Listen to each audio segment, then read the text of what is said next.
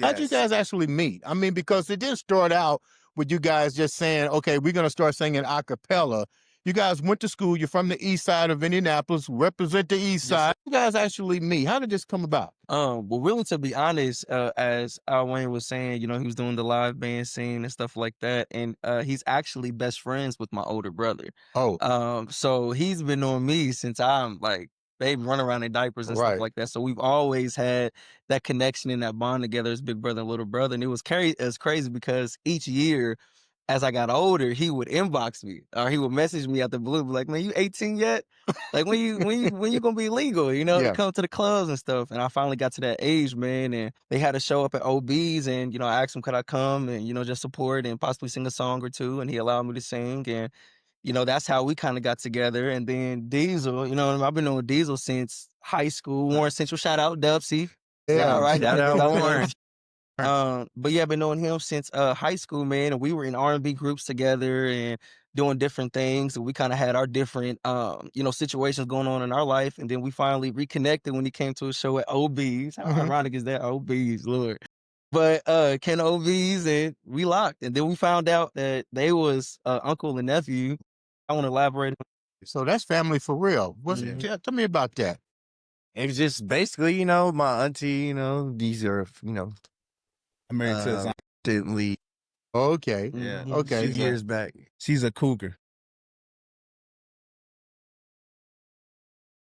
Shit.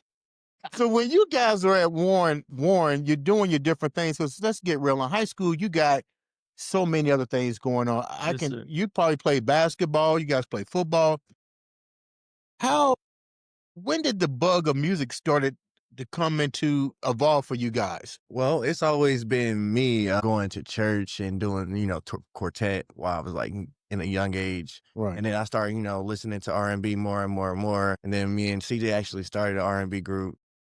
What was the R&B group name? Because that's where it started. It's Four Talented Gentlemen. Okay, I like that. 14. Okay. Yeah. Yeah, and then we just tapped in with the R&B, and now we're here.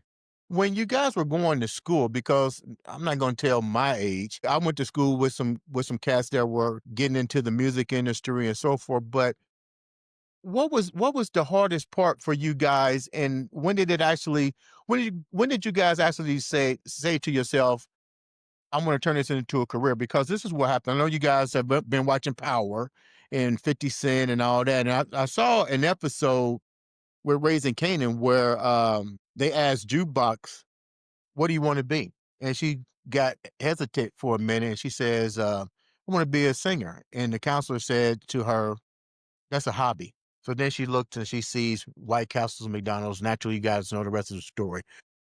What kind of support did you guys get when you decided this was what you want to do in high school? Honestly, for me personally, ever since I was a kid, I knew that probably around the age of 4 or 5, I knew music was something that I wanted to do full time. Because my father, he's into music, and my cousin is Tabitha Duncan. She's a part of Cut Close. So Okay. kind of seeing her and doing her thing and just being around music in my life and hearing like the Brothers of the Temptations, the New Editions and the Jodeci's and stuff like that. And then going into high school, you know, like the Diesel said, doing the R&B groups and trying to figure out that what was a turning point for me to say like, okay, this is really what I want to do, was when we did Warren's Got Talent. It was my senior year, and we performed End of the Road, which is ironic. Yeah. And when we did it, the response of it, man, and the love that we got, and the yells and the screams, and I just knew when I got on that stage, the chills that filled my body. You know what I mean? Yeah. And it's like when you know something is meant for you, and you know something is right for you, you just know.